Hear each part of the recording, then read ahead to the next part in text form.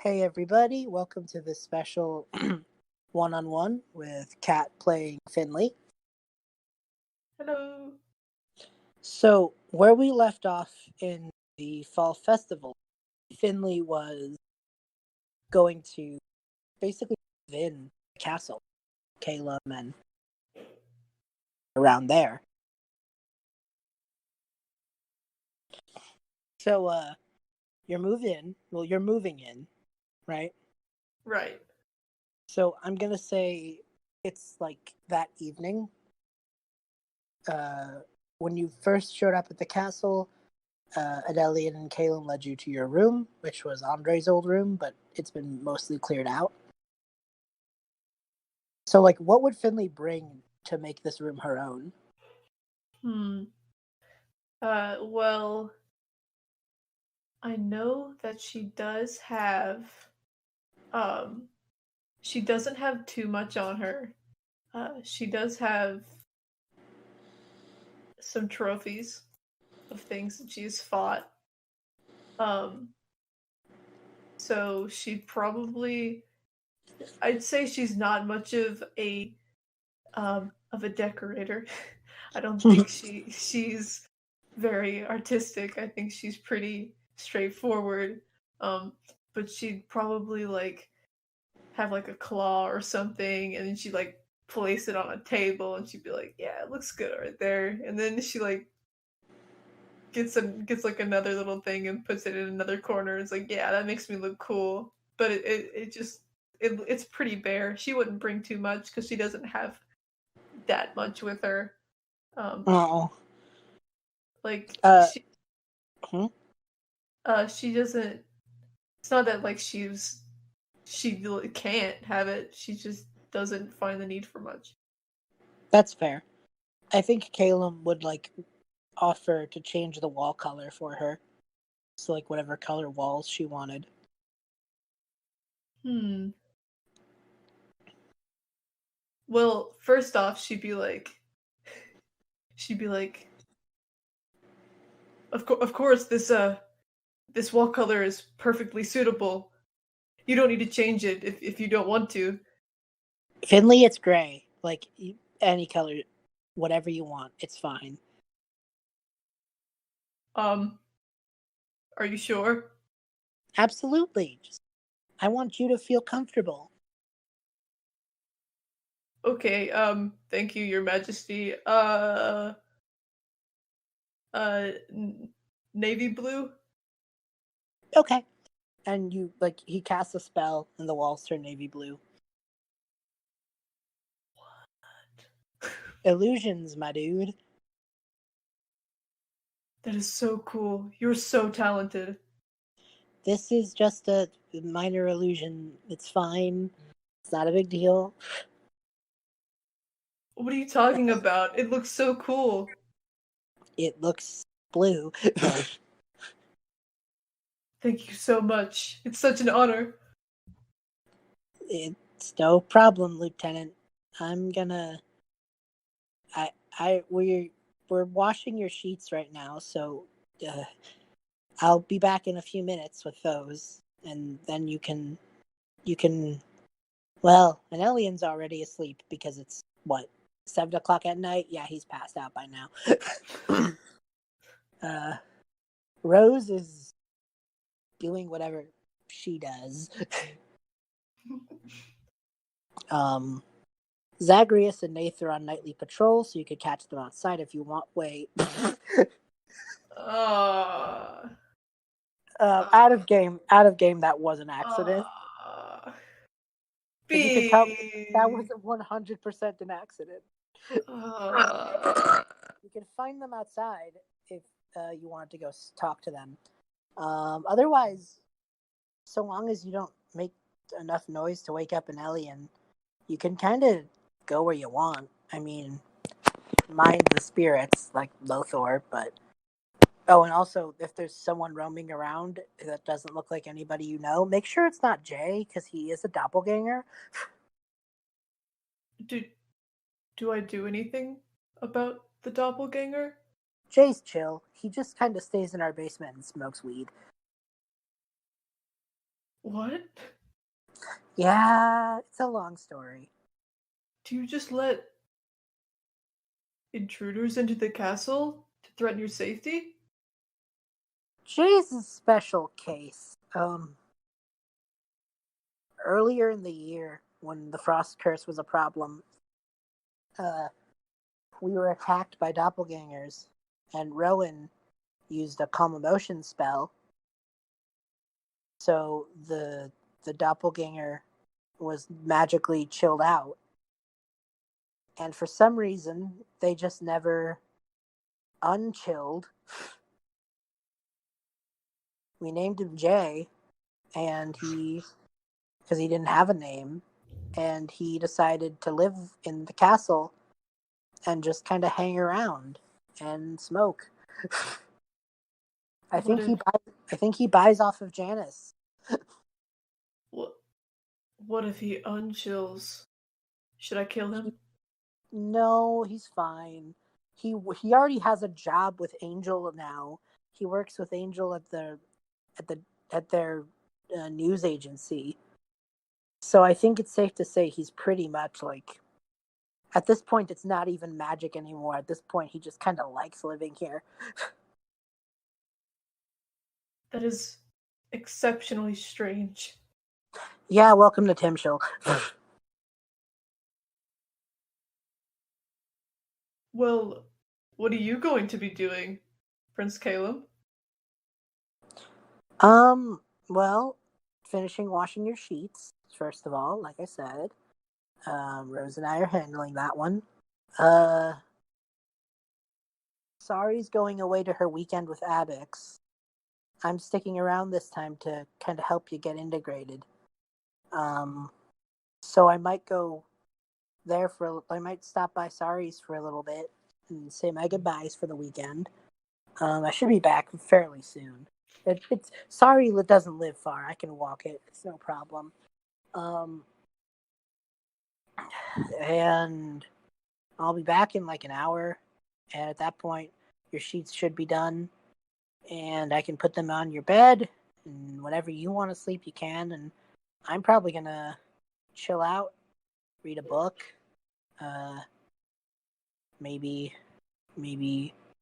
use a Stone of Fire speech and talk to either like Rowan or Angel or Andrei for a little bit. That might be nice. I don't know. I'm planning on a chill evening. Are you sure you don't need my assistance? He pauses a little bit and just goes, Lieutenant, I think your help with the bullywugs and grung and that slad was more than exceptional. I think you did a very good job. I'm very proud of your abilities. You have very clearly proven yourself amongst the guard, and I think you've earned a well-deserved rest. So, I am authorizing you to absolutely take the night off. Finley kind of like blinks a little bit and kind of like cocks her head to the side. She just goes, "What?" You did good, Lieutenant. I'm really proud of you, and I think you should rest up. It means so much coming from you. That's really flattering, but I'm I'm not I'm I'm just saying what I believe. I just what if on the way over you something happens and I'm not there and then you get hurt? I'm I'll be fine. Honestly, I'll be okay, Lieutenant. I know the way to Sari's. I know a shortcut. I'll be safe. Sari's there. She's a monk. She can fight. I can fight. I would not mind you coming, Lieutenant, at any other occasion. But since it's your first night here, I'd feel way more happy knowing that you got yourself a bit more acclimated, since you're going to be living here. So, is it an order to take off? I'm gonna I'm gonna say it's a very heavily supported suggestion. So an order. I don't want to take your volition away from you, Lieutenant. You're an adult. You can do what you want. I just think that it would be best, but it's up to you, really. I don't really like giving orders much. If it's what makes you happy, Prince Calem, then I will do it. Okay. Yeah, I'll be back in an hour, I promise. She salutes. He gives her a friendly little wave and just kind of pained smile as he walks out. So, Finley, the castle is kind of yours. Okay, so what are the options right So now? you're on the main floor. I don't really have a direct map of the castle in my mind, but I'll tell you this: like, there's a floor below the basement that Calem was talking about, and you know that Llothor and Jay, the wraith and the doppelganger, usually frequent there. This main floor has like the kitchen, has like, like the main sitting room, all that stuff. There's a hallway with a lot of stained glass windows, and if you go upstairs, those are usually the bed quarters. So upstairs is where Enelion is sleeping and where Rose is in her room chilling out. So probably not to make a lot of noise up there. That's also Okay. what it is, though, if you want to go spend some time in there. Where what is? Your room. Okay. Yeah, all the bedrooms are basically upstairs. Sweet. So the main floor has the kitchen and what else? Like the kitchen, the foyer, like all the typical stuff. I think there's probably a sitting room with a fireplace. There's probably like a long hallway with like framed portraits of the other rulers before Calem.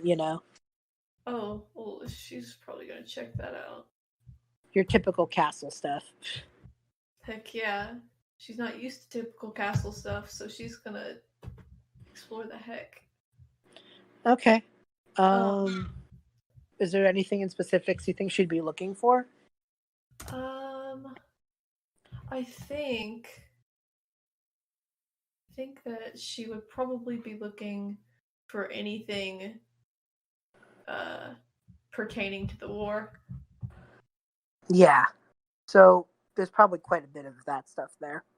I'm gonna say, in the room you're in currently, like that room with the door, the main sort of like welcoming sitting room, Mm-hmm. there isn't much, but as you just sort of walk around past the kitchen and go into you see that hallway that has all those portraits of other rulers before Calem, and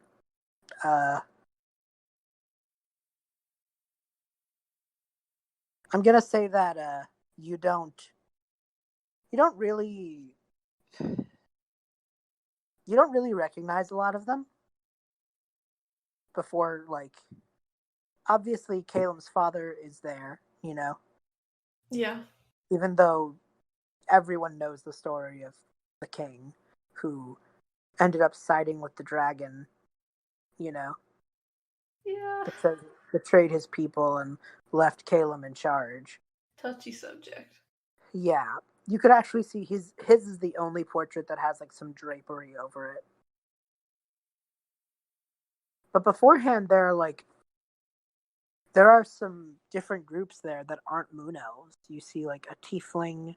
There's a changeling woman. There's a bugbear even. Oh wow. Um, do you want to like look more into those portraits, or do you think Finley wouldn't have much interest? Um, you said there was a changeling, a bugbear, and a tiefling, right? Those are the three that like are immediately there, but like you could see these portraits going ages back, and there's still a few moon elves like scattered in, but there's also like just about every race you can imagine. Wow.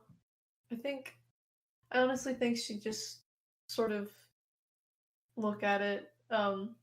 And if she doesn't recognize anyone, she probably wouldn't pay too much mind. But yeah, everyone at before the before the king is like a few of them, like you're like, oh, I think I've seen like their image somewhere else, you know. Like, yeah. their name is Avery. I think there's a street named Avery Road. You know, maybe like little things like that, you know. Yeah. Small connections, but nothing too concrete. But Right, I think yeah. as you leave that hallway, you kind of understand why when you see this like small plaque, you know. And it just briefly would explain that before Calem's father took the moniker of king, Timshul did not have kings; it had lords. So the lords were chosen by the person who ended up living out this oath the most truthfully in their life. The whole town was scoured, and the person who best exemplified the oath was chosen to be their next leader. Huh. And there's an old parchment that is written in Elvish, but the only part that's written in Common would lead you to believe that that is the tenets of that oath. She might be able to speak Elvish anyway. Yeah, she can speak Elvish. Oh yeah, then you would be able to. Then you'd be able to read it. While I don't have it exactly written out, I'm fine with just. You would read that it was the oath is titled the Oath of the Merry Lord. That's cute. And a few of the tenets included never cruel nor cowardly, never give up, and always have hope. Aww. And it also said things like treat everyone with respect, all of your subjects are your friends, things like that. So classroom rules, but royal version. Basically, very, very high concept, you know, not so much in the, yes, you know, not so much in the, like, actively writing out something part, but more so in the, like, there's no, like, tax code there, you know? Right. But it's more of, like, these high, like, moral, virtuous concepts that were picked, you know? Yeah. In short, don't be an asshole. Basically, yeah. And the reason you get, you notice that the Elvish part is written in a much newer writing than the rest of it, you know? Huh. And you can gather that it probably was written in Common at some point. But someone who maybe didn't want the oath to get out there decided to re-edit it in a language that only his family would know. I wonder who that did that shit. Who could that have been? What kind of asshole did that? Who knows? You never know with these things. Never know. So as you walk out of there, though, there's probably... Yeah, okay, I like this. So you're looking for stuff pertaining to the war. And you make it into a library. And in the library, there's a bunch of tomes, some of it arcane, some of it history, you know, some fiction. There's a couple of very big, comfy chairs. There's a fireplace that currently doesn't have a fire in it, but it does have wood. And I'm going to say there's a desk that has a few books like open and strewn about. And other than that, it's mostly untouched. Huh. Is it like is there like dust on anything, or does it seem like this is frequently visited? Oh, it's frequently visited. By untouched, besides that, I mean like the rest of it's put away neat and tidy. Okay. I suppose Finley will kind of sort of look around and make sure like no one's here, Yeah. and then probably How go up to thorough was that search? how Like, are you gonna roll? thorough? Like, are you gonna perception check? Are you gonna use ethereal vision, or are you just looking around casually? I think I'm gonna be honest. She's probably just gonna do like a quick The quick kid, am I in trouble, Lance? yeah. Yeah. Okay. Yeah. There's She's nothing. smart. She's not very wise. So Fair. Yeah. There's not much there. So yeah. I would have you I would say you could roll perception to look for the books you're looking for, but you do have ample time. You know. That's true. Just mosey up. Yeah. So you're just kind of chilling out. This isn't like a frantic search. This is more just there's light besides the fireplace. There's light in here through candles and magic lights. That's cool. So just in time, is Finley looking for books about the war, or is there anything in specifics she's looking about, or just what kind of books would she want to pick out of this library? Well, first off, is there are the books that are strewn about on the desk of any importance, or are they just kind of just random assortment? You can, well, because no one's no one's at the desk. You can just look casually. They're arcane. They're like wizard spell books. You get the sense. Well, maybe you wouldn't know explicit. I'm trying to think of how you would piece together why these are here. Investigation? I think that's probably the best call, yeah. Okay. Oh. Kaboosh. Okay. Give me just 1 second. Oh, it's pretty good. It's a 16. Yeah, okay. As you're looking about, it's it's these arcane pieces about there's probably some books about resurrection spells and things of that nature. And there's probably a drawing done on a loose parchment that has the red orb drawn on it. And you get the sense that this is where Calem does his research about bringing Anna back. Oof. Huh. Can I? Would I know if Ambrose knows anything this sort of stuff? You can absolutely call on him. Yeah. You wouldn't know if he knows, but I mean, it's worth it. Yeah. It's worth it. Ask. Yeah. So I think Finley's gonna call on him then. What does Finley do to summon Ambrose? Is there something she has to say specifically? This isn't this is literally just flavor. What do you think Finley has to do to get Ambrose to show up? I mean, I feel like it sort of depends on the situation. I don't think it needs to be that. There's no enchantment. There's nothing that formal. Yeah, I don't think it needs to be that formal unless she wants it to be formal. I feel okay. Yeah. So you know how in some languages there's the formal version of a word and then the informal version of a word. It's like that. So if she's trying to intimidate someone, she's gonna use the formal version. She might make a cool hand movement or something and yell something out. But if it's just casual, she's gonna be hey Ambrose, can you come here? I need you for a second. Basically. Fair enough. Yeah. So you do that. You just kind of ask the air for Ambrose, and there's that familiar drop in temperature, and you just hear, "Oh, Finley, it's been so long since you actually asked for me.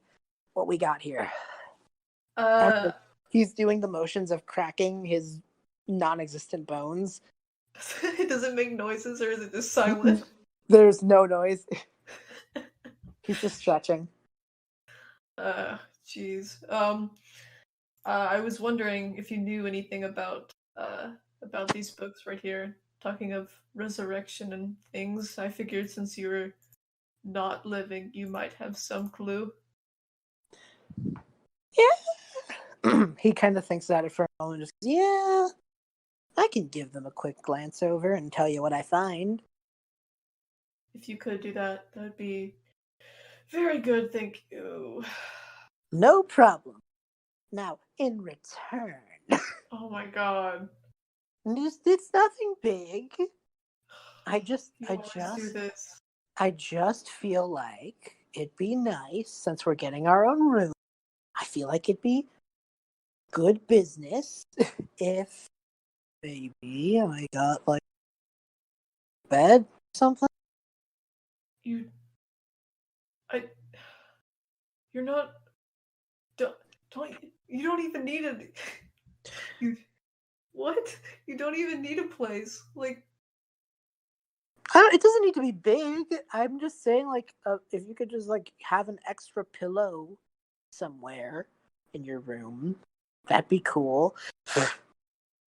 don't you have like a room wherever you disappear off to?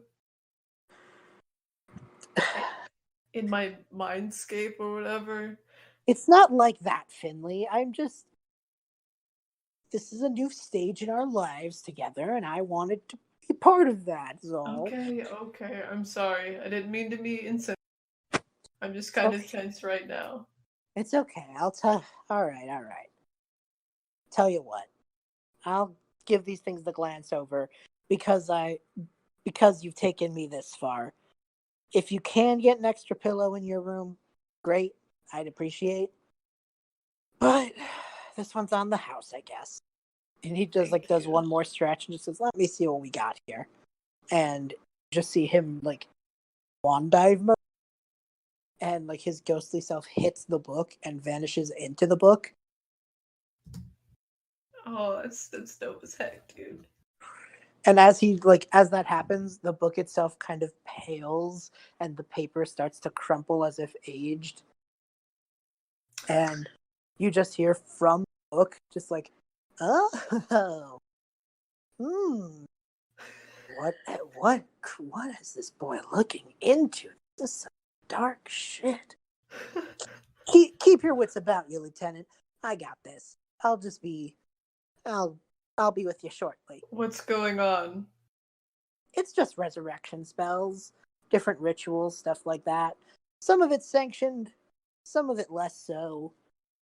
But the book's got to be honest about everything, dirty details included. And like as you keep walking around, you hear like an occasional page flip, Huh? Like, like as he's reading it himself and absorbing what's inside. The pages themselves are turning to correlate. that's funny. Page lag. So that's yeah, that is how that Um, is going. So as Ambrose is like checking that out, what are you gonna look around for? uh, like before, I think she would definitely try to find things that, maybe things that she hasn't completely heard about, concerning the war, or maybe just like little trinkets or like basically anything she can get her hands on. She I gotcha. specifically wants to find familiar things. Okay, so Finley, the arcane stuff is kind of meaningless to you. Yeah. So you end up very quickly hovering towards the historical records and things like that. And there is one um, that has like written notes of the different battles of the Shadow War, and it's very like statistical, analytical. Very dry read. you get the sense it was written less to be like a heroic account and more so like this is how much food camp this week, you know? Yeah. But it's kept there for record. So a lot of the stuff on the war is that way. It's very, business Real. Yeah, exactly. But there probably is like a couple, maybe very small things that have like the stories told about that time, Yeah. So, and I think as you're like flipping through these, there is a warm familiarity to them, since a lot of these are, if not verbatim, very like summarized versions of the stories you were told when you were young. Spark Notes. The Spark Notes version. Yeah, you're. I guess now we should finally explain this. So Finn had family in the war, yeah? Yes. Yes, her aunt was in the war. Yeah. So a lot of these stories are like the more detailed versions of those stories your aunt would tell you. Yeah. So I feel like there's a lot of familiarity there. And definitely maybe a little bit of boredom, because I feel like her aunt would have told it with much more fervor. And like excitement. Yeah, yeah. Yeah. It's like it matters. The storytelling matters. It's true, it's true. But I think like I'm gonna say that Finley like probably sits down with that one, like with the one that is as like story based, you know. Yeah, she definitely. I think she like before she sits down, she sort of like looks around again, making sure like no one's like gonna see you're relaxing. Fair. Yeah, And then it's she takes a quiet seat. here. The only sounds are Ambrose flipping the pages. Yeah, and then she'll take a seat with it. It makes her I think feel better. I think as some time passes though, you do hear a voice just Oh. silent, and you just go, "Oh, hello. You must be our new friend. I'm sorry, I didn't mean to intrude upon reading." Oh God. Sorry, I'm freaking out as a person. Do I see anything? In the shadows of this room, you do see a wraith with a party hat, and it's like Oh my kind of God. sheepishly curled in on itself. It actually looks a little embarrassed that it wandered in on this. It's the man, the myth, the legend. I'm so glad. Okay. I'm having a Finley moment, B. Give me a second. um, would Finley know about the Wraith, really? Lothor is Lothor is pretty active in the castle. I'm gonna say that I feel like Finley knows that he is there, and a few of the stories actually probably tell about more of Calem's dealings with Lothor way back when. Okay, alright. It was it was actually Calem and Lothor brokering a peace that caused like a massive turn in the tides for some of those conflicts because they had armies of the undead on their side too. Oof, yeah. I was just asking in case, like, draw sword? Don't draw sword. She's Oh not yeah, gonna no, draw sword. Finn knows Lothor by name, probably. Okay. She kind of does jump a little bit. I feel like she jumps and like she like quickly puts down a book. And The Lothor just book. like puts out his hand in like the, oh my gosh, no, it's okay, sort of way. He's like, no, it's all right. I didn't intend to interrupt. I'm really sorry. Uh, I don't.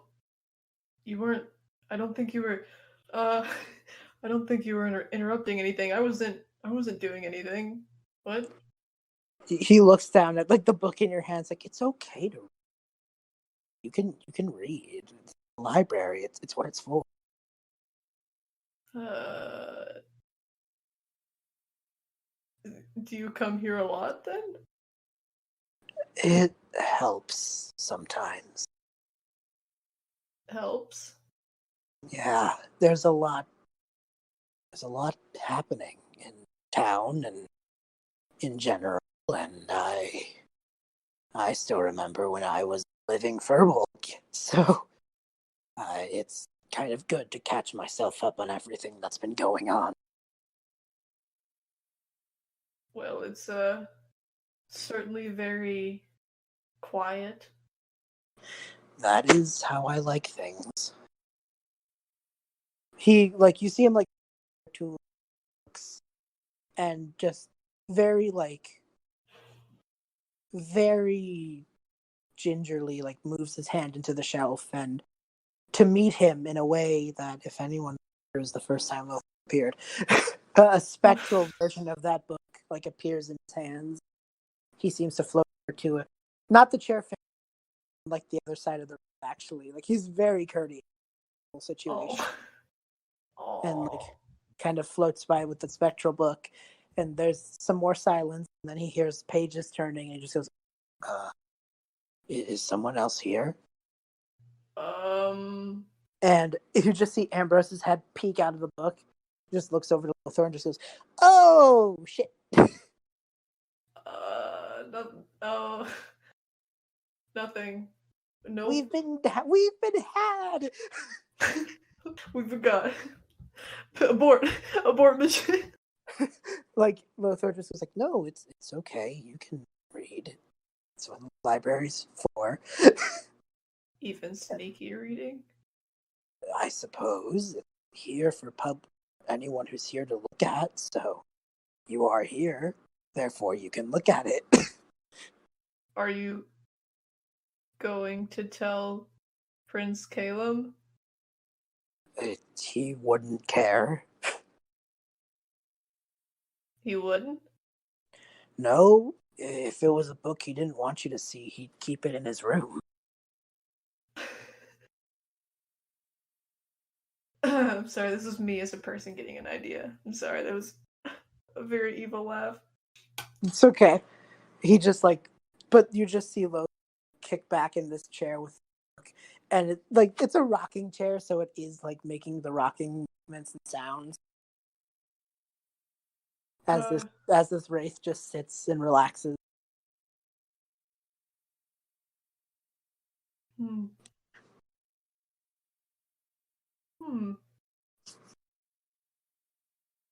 Do you think that... Well, you've talked to Calem, right? Yeah. The prince and I are confidants, yeah. Is he always so...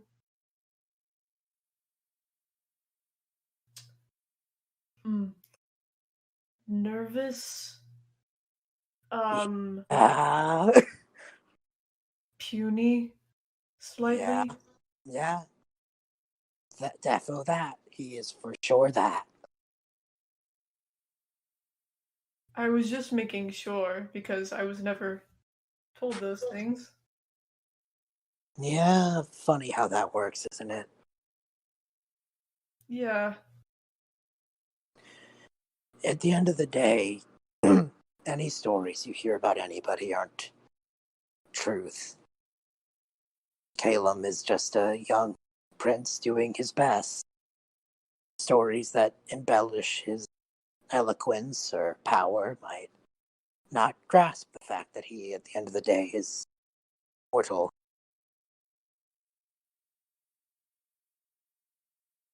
That's an interesting way to put it. I guess I never expected to see you with a party hat.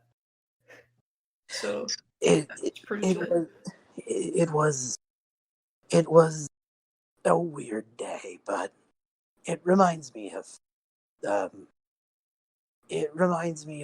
my friend. Why keep it around? Do you ever change color or anything? I mean, no. I mean, I guess I could. I just don't. Should. Oh, okay. Just change it up a little bit. Okay, yeah. You know what? I've been wearing the same party hat for a while. I don't know how many episodes. Oh, All right, let me give that a shot. And like he kind of focuses in for a second, and this party hat like goes from stripe to polka dots. yay! You did it. I, I guess I could change this up a bit more frequently. Kind of. I mean, it's like clothes, yeah. You change your clothes. Yeah, I wouldn't know. I just wear this one suit of armor. Yeah, I've noticed that. Ambrose pokes his head up and just goes, "I don't know when the hell you get that washed." Backs it back into the book. Magic powers. Pokes his head up again. Bullshit. God, he's so annoying. I've gathered. He's annoying, but he's helpful. I suppose. Plus, I get the sense that you've just kind of been stuck together for a while. You cut out just a little bit. Yeah, Llothor says, like, I get the sense that you've been together for a while. Oh yeah, a while is quite the understatement. He's been here my entire life. So, like a sibling. I guess you could say a sibling. That's probably, except a younger sibling who is in reality older than you. I get that. He kind of looks over to Finley and just goes, "So, Lieutenant, if you don't mind my asking, Yes. why did you ask about the prince that way? It's a valid question. I don't want to judge you. I'm just curious." Finley kind of pauses. Hmm. I don't. I guess he just seems less of a ruler than I expected. I mean, I was told that he was loved by everyone and he did such great things, but it's just it's so strange to me that when he just doesn't seem he doesn't seem like a leader, really. He doesn't seem like someone who would be able to do all those things. That's a fair argument. He kind of like closes a bit, not hastily, but very like, just casually Coolly. Yeah, focusing on the conversation. You know what I mean? Yeah. Like he's doing it more so to make sure that you don't think he's ignoring you, you know?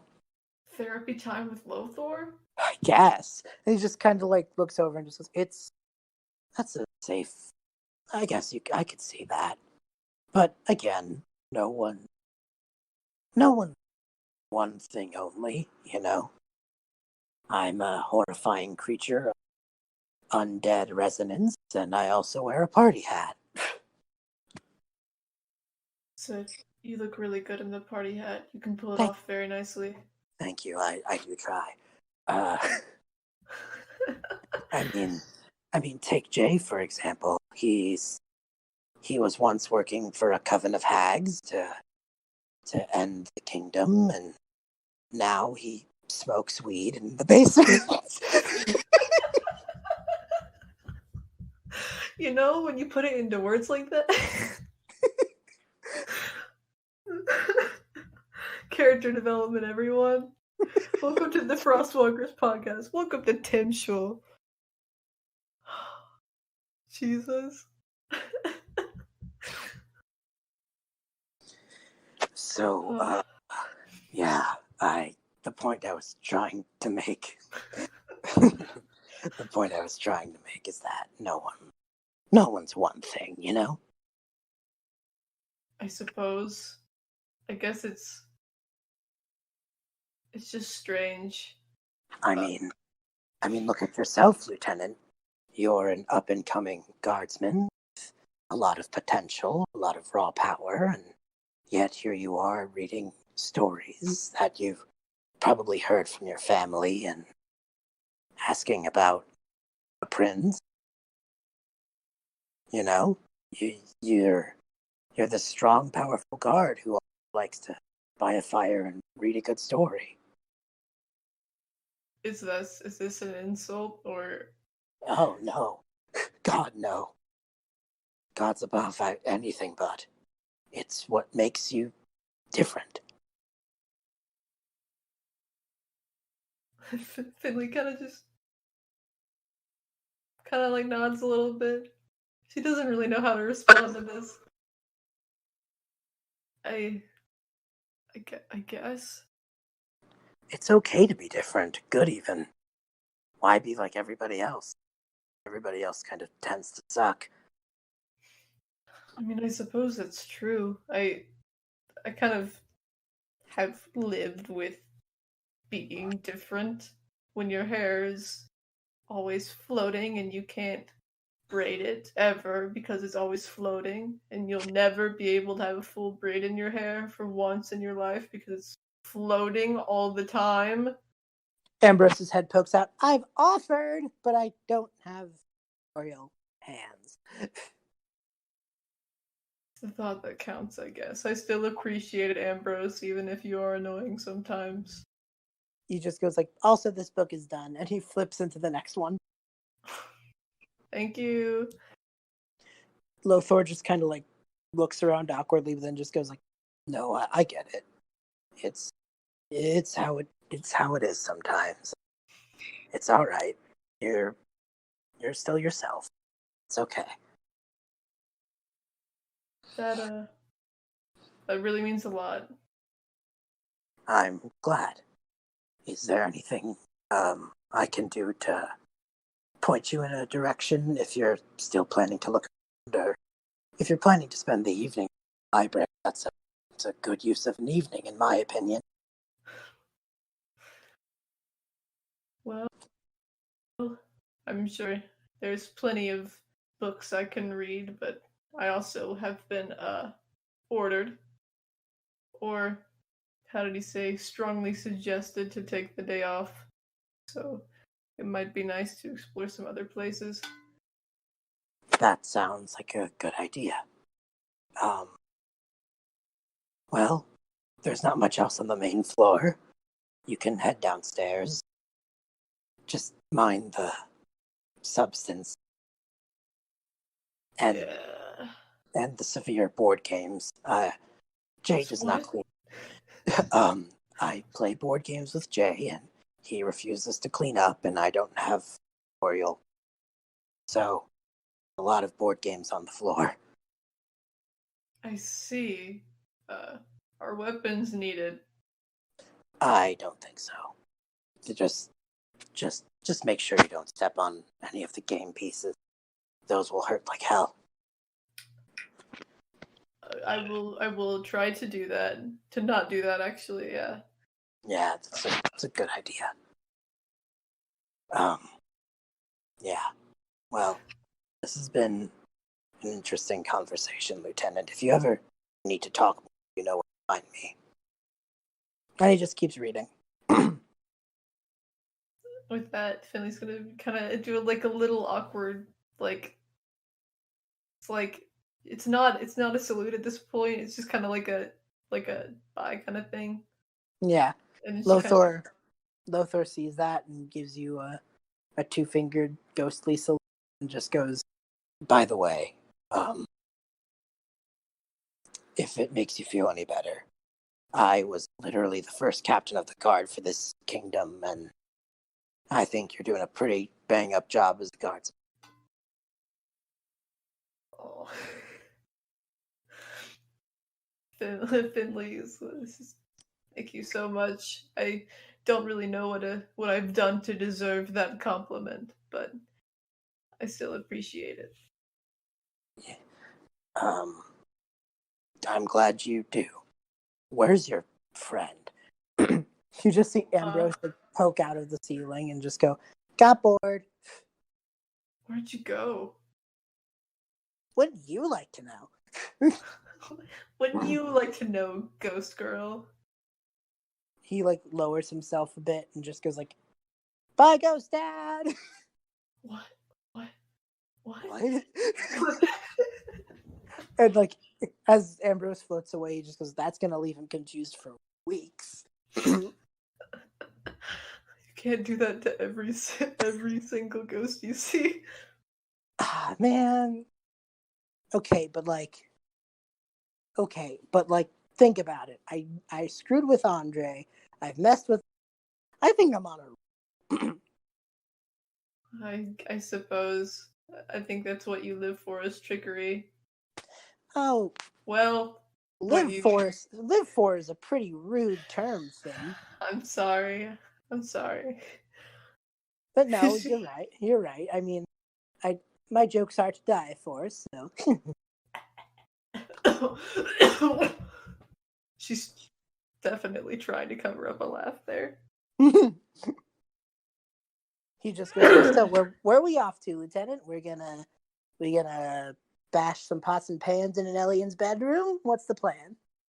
Oh, definitely not. I don't want to get punched. I guess we shouldn't get in too much trouble your first night here. Yeah, I don't think we should get into too much trouble at all, Ambrose. Party pooper.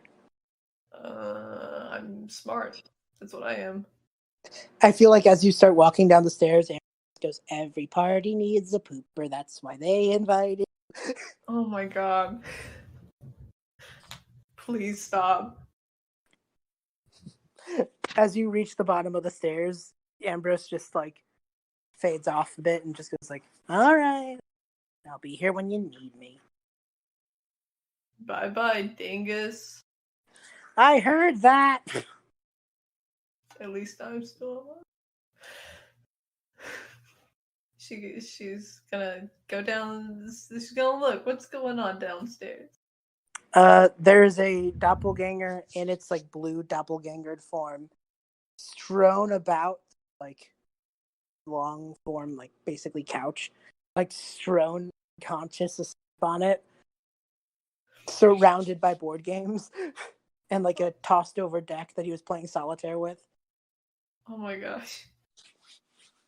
Is he awake? Oh, he's asleep. He's asleep. Huh. Is there anything? What kind of games have been played? Dragon chess, card games, fantasy games, some fantasy board games. I don't know. What if you played D&D and D&D? Whoa, dude. Whoa, dude. Now you're really talking like Jay. Oh my god, I'm already into the mindset. Yeah. So as you walk through this room, it's still relatively well furnished. Is there anything you I'll say this, there's a few different things here. There's the main part strewn about with board games. There's a doorway that seems to be unmarked, not very well lit. Just in the corner there's a door. And I'll also say that Jay's asleep, and there's a bunch of cabinets where they keep extra stuff. There's probably a wine cellar down here. Oh, nice. Very this is where all the business stuff you know what I mean? Yeah. But there is that one door in the back that's marked. Door. You would walk yourself over there. Probably. I mean, you don't have to walk too quietly to not wake Jay, you know. Mm-hmm. And the door itself and dusty, and you get the sense that it doesn't get visited a lot. I guess I will try to open. You feel it kind of struggle at first, but you do manage to pull it open. And when you do, there's like the rest of this castle very nicely furnished. There's just this looks like a stone pathway with some torches, and it looks way more archaic and dungeon-like than the rest of this castle has. Ooh. Ooh. I guess she'll start to walk out a little bit. As you do, Ambrose appears, and you just immediately see him start shaking.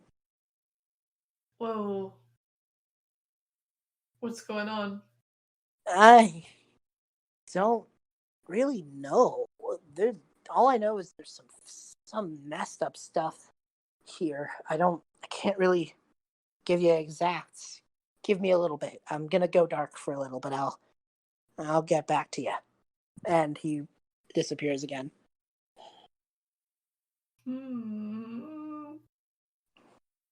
Okay.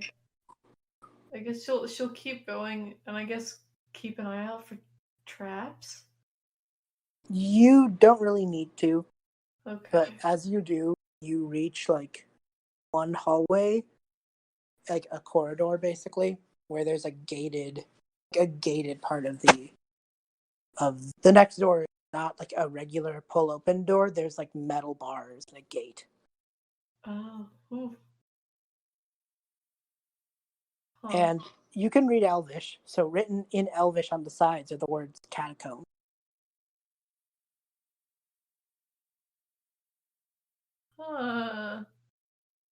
It just says catacomb on it. Like it's more. You get the sense that that's like the sign of what the room is. You know. Yeah. Oh god. This is too spooky for the spooky person. You actually see Ambrose reappear and just go, okay, I still don't got exacts, but bad vibes coming from there. Like die bad vibes. More like, how do I best describe this? I don't think you will be in danger, Finley, but I get the sense that if we tried our best to get in there, we might not like what we find.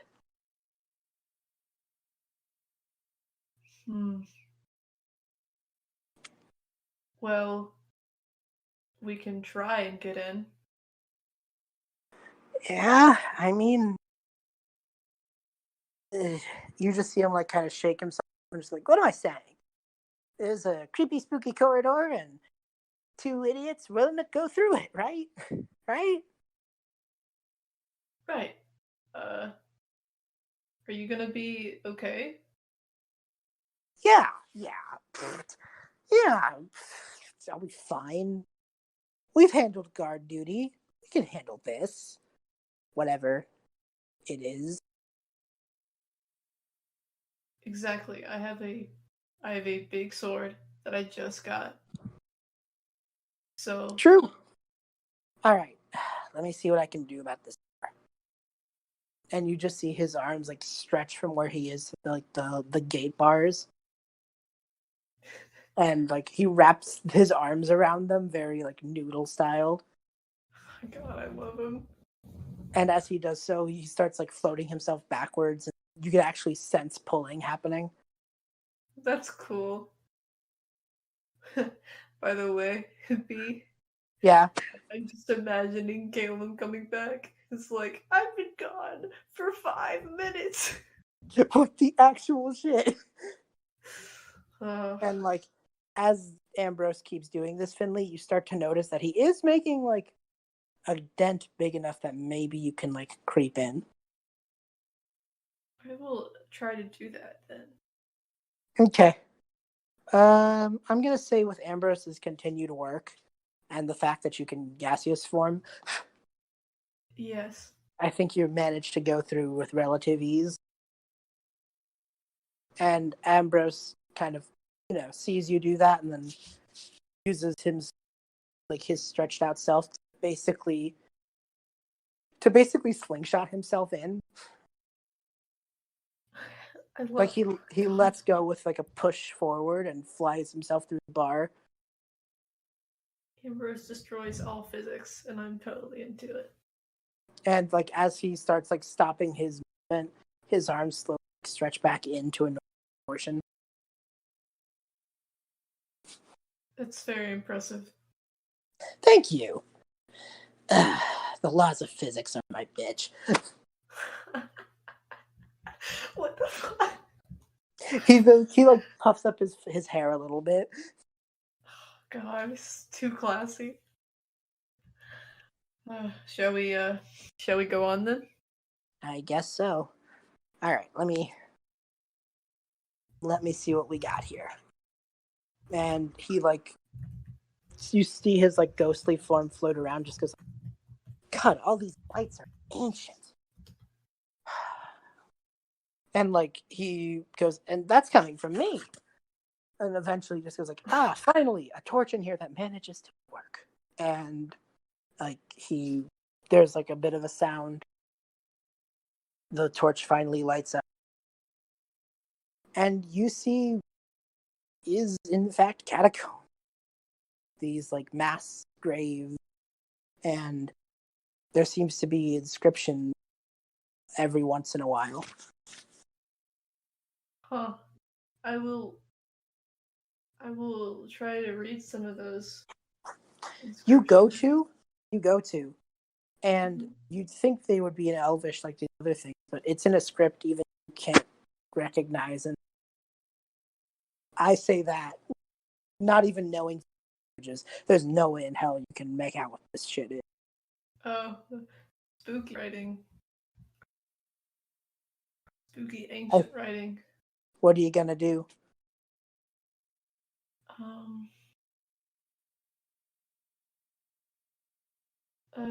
She goes to ask, where did you say the bad vibes were coming from? Oh, all over the place. And as he like slowly descends, he the writing and just goes, oh fuck. That is ancient shit. Or if not ancient, then the scribblings of a psychopath. Well, same difference. I guess you're right. As he like keeps looking at it, he just goes, yeah, even I'm at a bit of a loss. Here, let me see what this can do. And he does that swan dive motion again. I love him. Careful. And as he like enters the wall itself seems to like contort the way the book did, Yeah. Growing just slightly more decrepit. You wouldn't even really notice because of how messed up the wall is. But then it gets closer together, and it looks like it almost spits Ambrose out. Huh. He just goes, that doesn't happen. This never happened. I swear. I'm usually really good at this. He's so torn up. Is this magical? That's my guess. Here, let me try again. And this time it's even shorter before it gets like coughed out. I don't get it. Whatever. He like kind of uses his ghostly hand to punch the wall. Like, whatever. Starts like grumbling. You can actually see like a little cartoony storm cloud float over his head. Cheer up. You're doing fine. All right. He actually like moves his hand to wave it away. God. Cartoon logic, so good. All right. Let me take one more crack at it. And he does it one more time, but this time, like, instead of like playfully jumping into the wall, he like puts his gloved hand on it, and you actually see him like pass through it. This is and legit. this time it is a lot longer before he gets coughed out. And when he does, he just like has that look of someone who's seen some shit. Everything okay? I don't know what this prince is keeping in these catacombs, but it's not normal. I saw some fucking shit in those walls. Can you clarify on what said fucking shit was? Let me try. I saw, well, you know how your ethereal vision works? You can see, like, the soul stuff? Yeah. I sensed a lot of that. Which I guess makes sense in a catacomb, but not so much the dead resting in peace, so much as angry. Angry. That's all I could pick up. Angry, dejected, hate.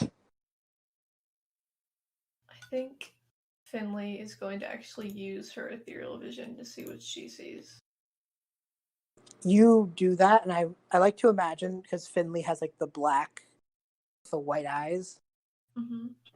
I think Finley's like whites in the eyes grow to the whole, like, so her eyes go pure white when this happens. That's And hell yeah. And like the black parts of her hair turns pure white too. Nice. I even imagine she probably like floats up in the air a little bit, you know? Just a little bit. And as she does this, your visualization goes into the wall, and you see like where caskets and things would be. Mm-hmm. And seeping out are these eerie blue hands just trying to pull out the wall. Oh. And you do spot like this vibe of like divine light in one of these like small boxes. And it's not so much a soul as much as you sense like a divine presence cooped up and caged in there. And there's all sorts of just like things grasping at the walls, things confused and trying to like pull at things. So much soul so many souls are seemingly trapped. Wow. Oof, anything else, or is that the biggest vibe I'm getting here? I think at the worst, like there's a moment where as you're finally about to pull out, one of the like hands seems to reach for your line of vision. Oh, like it sees me? Like it's grasping almost like right at your face, yeah. And as you blink, the wall is just a wall for a brief moment, you know? Yeah. And you hear a sound that isn't, it sounds like a roar, but it's distorted. It sounds like if a roar was stretched out.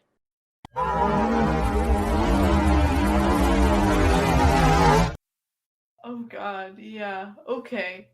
And coming from the wall in a very shadowy movement, you see like what looks like the head of like a pseudo dragon. Not even like a full-on dragon, like the small head of a dragon poke out, but then like extend and grow, not in like the kind of cute way Ambrose does, but in a very like visceral pulling. There's no like body or gore. It's all shadow, but like it just extends and extends by the neck, and the mouth opens wider and wider to the point where it just looks like a shadow on contorting itself. These two like wings that start small but grow long. And basically this just a pure silhouette of a dragon on the side of a young small dragon on the side of the wall. And it just keeps growing and contorting. Oh god. I guess I'm gonna try to absolutely get the hell out of Dodge. I think as you do, you see one of its claws grow into the wall and move downwards. Mm-hmm. And as it does, you feel like as if it was trying to claw at you. Oh heck. Like somehow, even though it can't grasp where you are, the movement of its hand manages to actually feel it. Oh heck. Does a 15 break your armor? It does not, barely. You just you sense as if it was about to slice right behind you, or right on your left. Oh dang. Okay. Could I try to is it just what's the material here? Is it just shadow? It's you get the sense that it looks like it's just a silhouette on a wall. You haven't it. It's very subtly over the wall. When you put a sticker on a wall where it's technically raised a little bit out of the wall, but it's so slight. Yeah. That's the kind of way I'd imagine it. It's just ever so, Right, and it's sort of stretched out, so that's how Yeah. it. I guess I'll huh. I might try to hit at it. Okay. So you swing your sword at the wall? Yeah. Okay. Roll to hit. Okay. Would I add? Okay, that would be. Uno momento. That would be. Dirty 20. You hit. Even though you swing at the wall, there's no sound of metal hitting stone. There is a sound of a splash, and the draconic head looms over, almost poking itself out of the wall in the shadows. Opens it unhinges its jaw to an unhealthy level, and where you'd expect a shout of pain, there is no sound. Roll Creepy. damage. That's creepy as heck. Give me just a second. I'm spooked. Okay, one moment. 4 plus 4. That's 8. Okay, 8 points of damage. Yes. You didn't attack it with anything special. You just swung your sword. No, it was like a panic swing kind of thing. I get you. Well, because it's only you two, there isn't really much need of an order, Yeah. So it in response to this, it pulls its head back into the wall and more 2D again.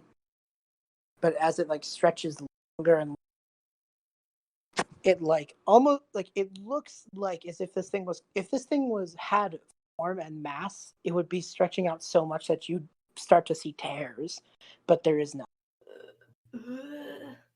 And its tail that was once embedded in the wall before it is now visible, and it pulls the tail out into the space beyond the wall, and the shadowy tail just swings over at you.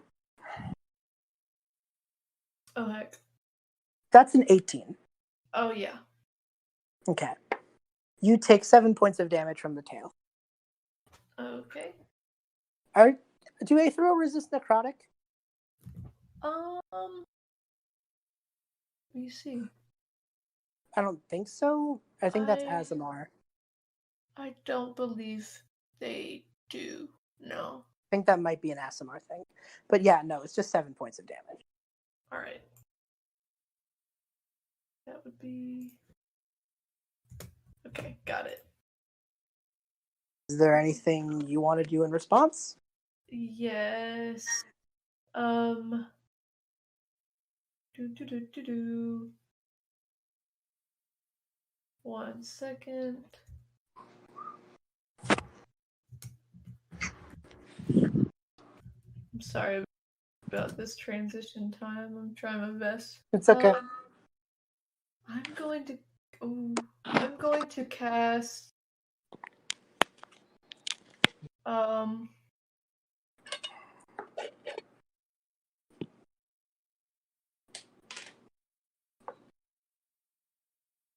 I'm gonna try to cast Toll the Dead. Okay. I actually really like that. Okay, so Toll the Dead.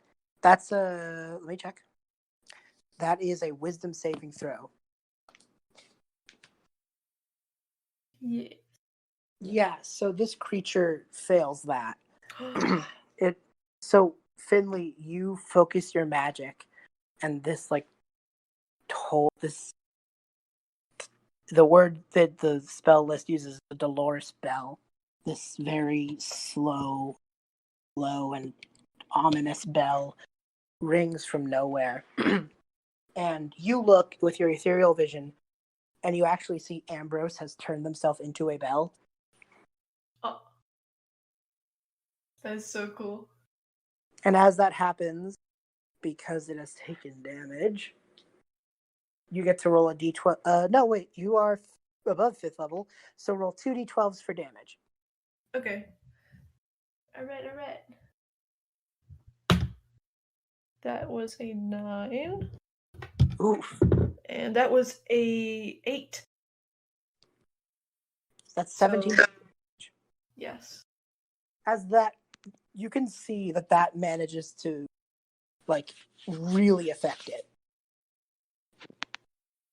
It is, where before it managed to, move that draconic head out and, silently scream. This time, the shadow contorts, its long form getting shorter because of the bell. Oof. And let me check something. Yeah, it's its turn now. It's going to, in response to what you did, it's going to lower itself from maybe the middle of the wall to on the floor almost. Oh. And then extend its neck and open its jaws. And it's going to make a bite, but in this bite, it's basically trying to extend its jaws so much that it can snap down on you. So weird. It rolled a 10. So Not allowed. it gets up, and I imagine that Finn pulls out their shield, bashes the top of its shadow, Back. And I think when you do that, the top of its head just into shadow, and the lower jaw just slinks back. And as it does, it just grows the eyes of the dragon again, and just returns to its spot on the wall. And now it's your turn. Okay. Now.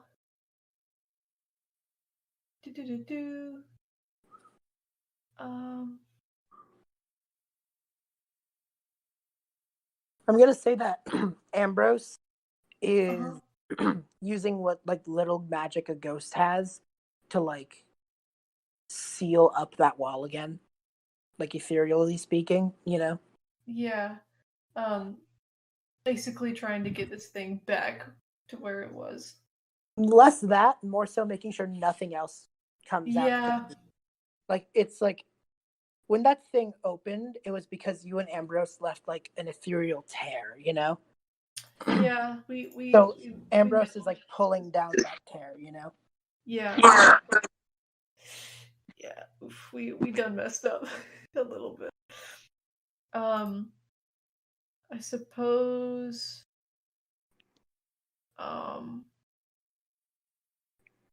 Finley is going to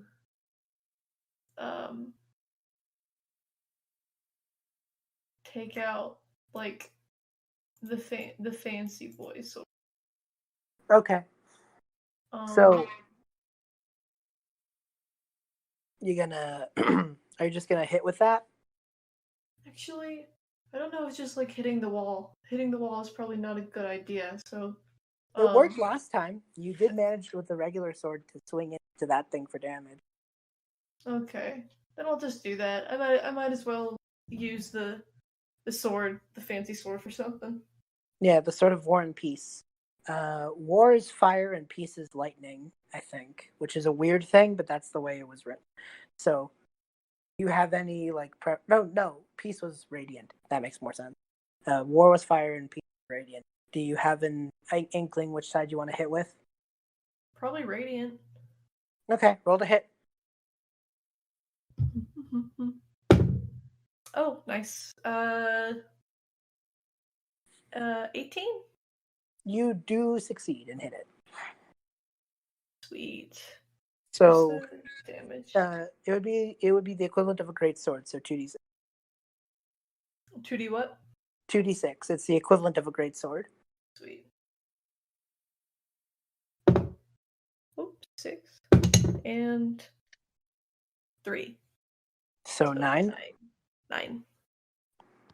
You see like that radiant light hit it, and it opened, like it unhinges the jaw again the way it did the first time you struck it.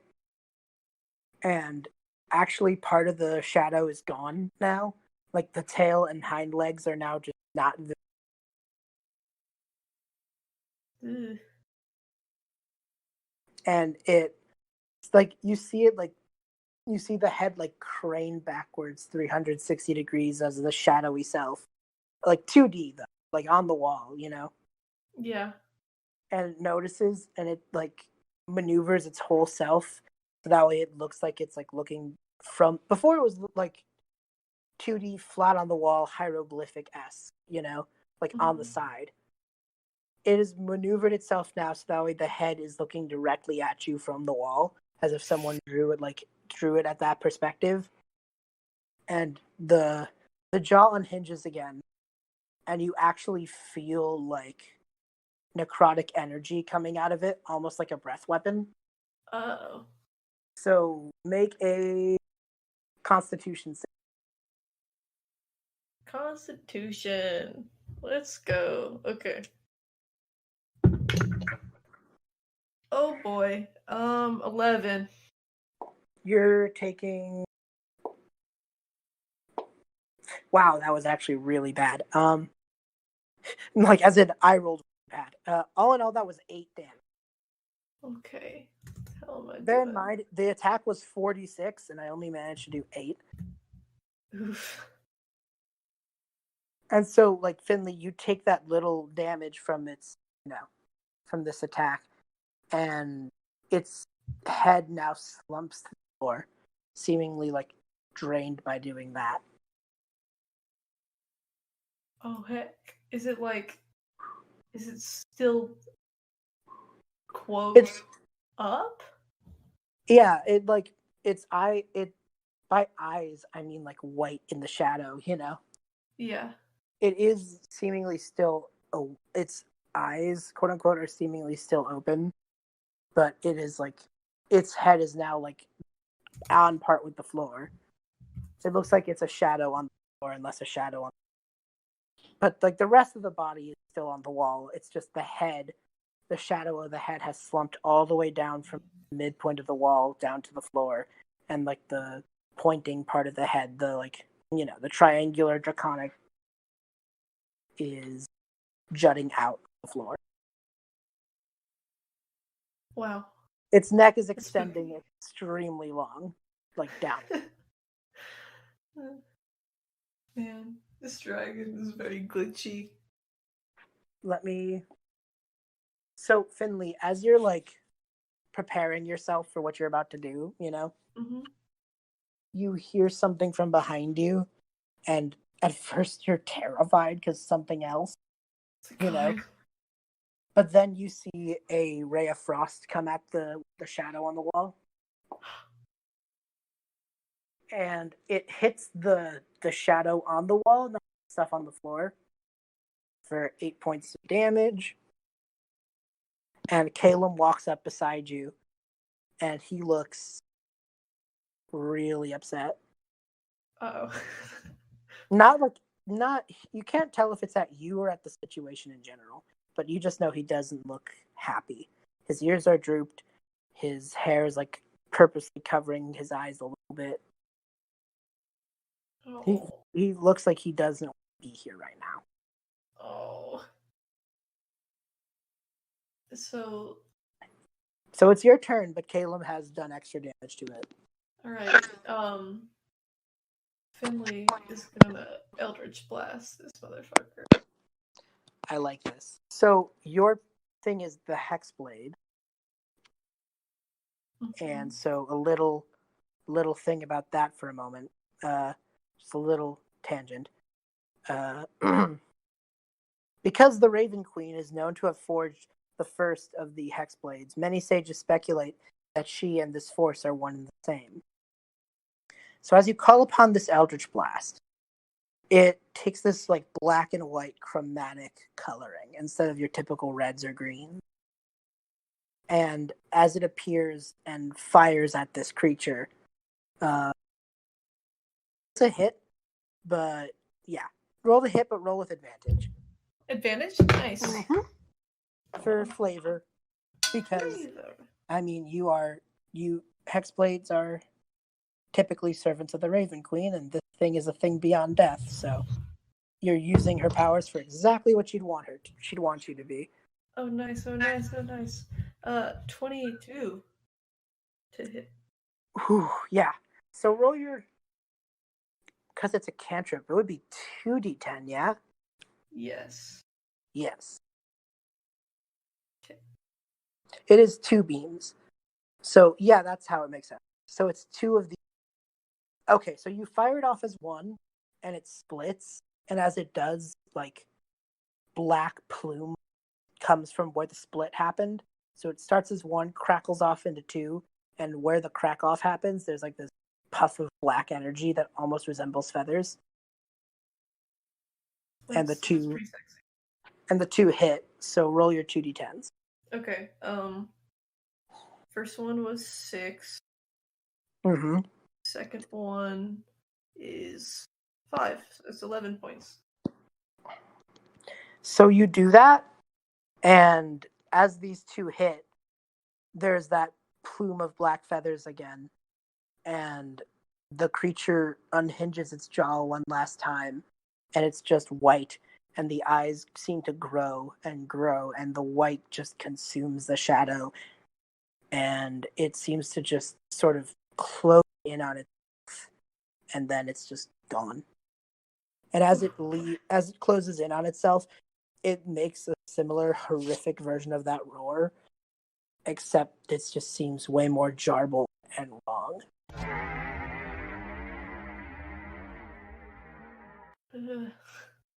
And it seems to slump back into the wall. And as it does so, you actually see Ambrose take physical form again and like doing the slapping their hands motion. And just goes, "It's sealed." And Calem is standing there.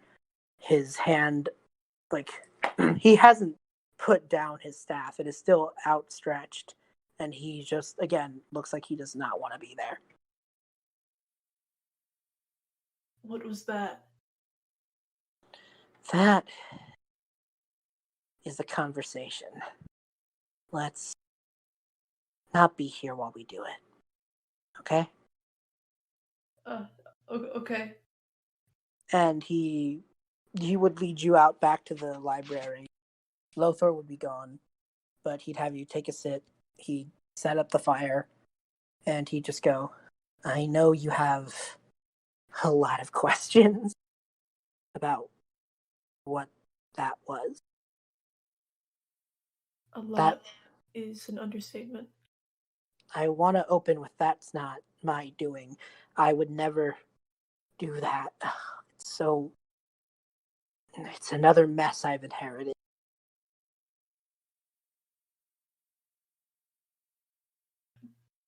You actually see Ambrose, who was at first floating beside you, as you start this conversation, just like look at you, Finley, and then just kind of shudder a little bit at everything that happened and just go, "I'm gonna take 5. Yeah, Yeah, it's fine, Ambrose. thanks. And he just does that pull-up thing, and he's gone. I. What? What is that? That was one of the many disasters created by my father, his catacomb. He was, unfortunately, still a very powerful mage. But unlike myself, he decided to use his talents for, well, what you saw. All in service to who he really served. Not the people of his kingdom, but the dragon. I don't. Why would it? There were so many souls. Calem's hand is shaking on his staff as he just sighs. I know. Doing the best I can. Is there any way to help them? I don't know. I'm only able to decipher a fraction of what he's written. I don't understand it. It's not a language that exists. It's either code or scribblings of someone going through utter psychosis, or both. Could be both. I don't know. I've tried everything. I've removed curse. Enelion's removed curses. He's used every ounce of his divine magic that he can muster, and it's still there. Shrunken down to that wall and the contents inside, but still not gone. And it hurts every day because I know I'm sleeping directly under hundreds of suffering people.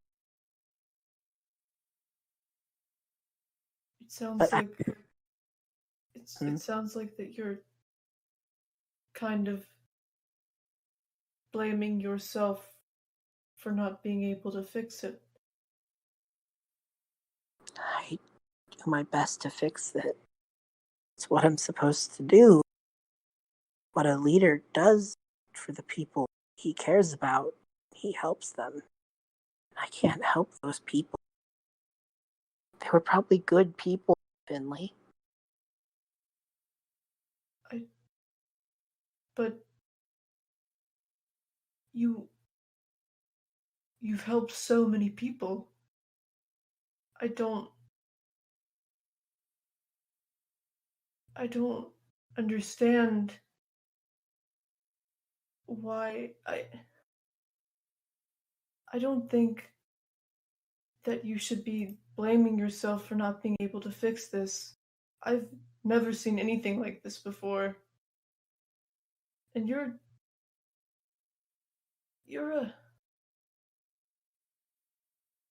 not really that much of a leader. What do you mean? Well, you don't yell a lot. You're not that strong physically. You don't have subjects to bowing down. That's what I've always been taught that a leader does. You're different than a leader. I don't know. I guess I guess you're a friend of everyone? Of these people? It's a little bit of both, I think. I don't think of myself as their king. That's a word. That's goodwill was taken and destroyed. I'm not their king, Finley. I'm just Calem. And I'm going to do the best I can for them because I wake up every morning and no matter how much work I have to do, no matter how crazy things get, no matter what creature we have to fight, no matter how many times Shinari my day, I still get up because you and Rowan and Andrei and hell, even Shinari. I can't bring myself to hate them. I can't bring myself to hate anyone. I love everybody who lives here, and I want to do my best for them. It's not about commanding, it's about labor of love, I guess. I guess I'm not used to those who don't wear their title. I mean, I'm a lieutenant, and I like to show that, but I guess we're different. Yeah. We don't have to be the same to be friends. Wait.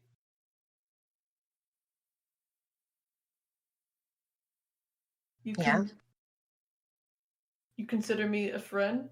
Like already? You've done nothing to be anything but. How many friends do you have? Depends on what you call friends. That is a very interesting answer. Well, I mean, I'd like to think I'm friends with everybody here, but not everybody in town comes to visit. Not everybody in town, cares that much. And so, I mean, while I do my best for them, I understand why they don't need to do their best for me. I'm just one guy. You're not just a guy. You keep saying that in a derogatory sense. You've done a lot of great things for this town. I've heard of it. You've done great things and before. I don't think you should just be calling yourself a guy. I've been I've been learning about your achievements in the war since I was a child, and none of that was small. None of it was just a guy. You are an incredibly important individual, and it doesn't. I don't think you should be ignorant of that. I'm not ignorant of it, Finley, as much as it may sound like I am. I don't want to flaunt my actions. I say I'm just someone doing their best, not because I think, not because I don't think highly of myself. Lord knows if I wanted to if I wanted to be self-depreciating, I could do that in a million other ways. But no, what I mean by that is if I'm just a young elf doing the best I can, then I can do all of those things. Well, you're just a young Aetheril doing their best, and if I can do those things, maybe you can too. Don't disregard the amazing things that just some guy can.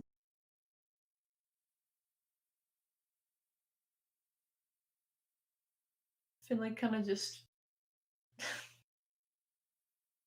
in her mind, like there's like the little explosion of, oh, I see. I I guess I've always been told that um you have to be bold in what you do. And if you're not, then it's doesn't make the same impact, and people don't pay as much attention or care about what you do. He kind of chuckles a little bit and goes, ah, tough lesson to learn. Is that you can be as bold as you want, you can be as loud as you want, you can climb up the highest mountain and cast the most powerful spell in the world and tell everyone on this planet, hey, look, I did that. You could do that. And maybe they'll care for a moment, then they'll forget, they'll go about their business. The whole of the world is so vast, even compared to our little town here, Finn. The world isn't gonna care, really. At the end of the day, we'll all be notes. That sounds really sad, but that just means that instead of focusing on being loud and making everyone possible see you, it means your job's a little easier. Just be good. Be kind. The people who love you will know that. The world may not see it, but the people who matter will. Wow. Well, while not being too advanced physically, you definitely have the words of a leader. Gotta have it somewhere, yeah? I suppose. I'm 50 years teaches you some shit. Oh, I'm sure. You give yourself too little credit, Finley. I mean, What do you mean? you're a lieutenant. You wear that with pride, but I mean, there are people who aren't that. There are people who couldn't do the things you've done. People who wouldn't have stood and fought that creature because they knew that it was going to hurt not just you, but the people here, the people sleeping, because in that moment, you cared about them. Not because it was your duty to do so, but because you did. You just cared. No one told you to do it. No one ordered you to do it. You just went for it. You tell yourself that everything you do is because someone tells you or because you're ordered to, but I don't think that's true. I see someone incredibly driven. Not to, not, and maybe you've turned that into trying to impress, but you don't have to. You should be driven by the things that make you happy. Because, I mean, if anything, you just proved that when you set your mind to it, you can defy expectation, do the impossible. That's not nothing.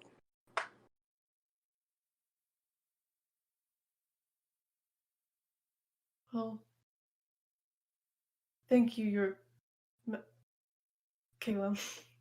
It's okay. We'll work on it, but I appreciate the It's effort. hard. It's really difficult. I've gathered, and you know what? I want to take this moment to say that I really appreciate that you're making the effort. I will try my best. I guess I apologize if I was too forward in how I've been talking to you. No, it's okay. You've seen something pretty traumatic. Something I haven't even told the others in the night council about. I will, I promise, but I'm not ready yet. Not for that. Well, if you ever need protecting. He kind of smiles, gives you a hug. Oh. She freezes up. She's like, oh. What? It's you put your arms around the person, Finley. Okay. Okay. Okay. Okay. She does it. She hugs back. There's a little pause, and when he kind of moves away, he just goes, "Well, the point I was trying to make, Finn, if I may call you that, I just want you to know that you don't have to prove anything to me. Because at the end of the day, you may be a lieutenant, I may be a prince, but when no one's looking, when in the quiet of our own home, I'm just Calem and you're just Finley, and that's good enough, honestly. Ugh. I'm gonna go to bed. It's been a long day. Definitely. If you need to talk at any point, I'll be here. I don't know what I have to do tomorrow. Work it out. But Okay. do you need anything before I go up? I just wanted to say I like Finn. It sounds nice. No one has ever called me that before.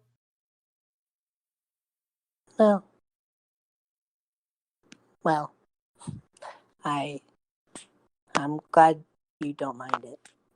And he starts like kind of climbing up the stairs and just goes, "Oh, and Finn." Yeah. You cast a spell to cut out the fire. There's still enough light for you to see, you know. He goes, "I took care of your sheets, so whenever you're ready, you can just head to bed. Talk to you in the morning. I really appreciate that we get to live together like this. It's nice to have some company, you know." Yeah, I'm not too used to it myself, but it's nice to have people to talk to. Yeah. Well, good night. Good night, Finn. Good night, Calem. And I think that's where we're gonna call it.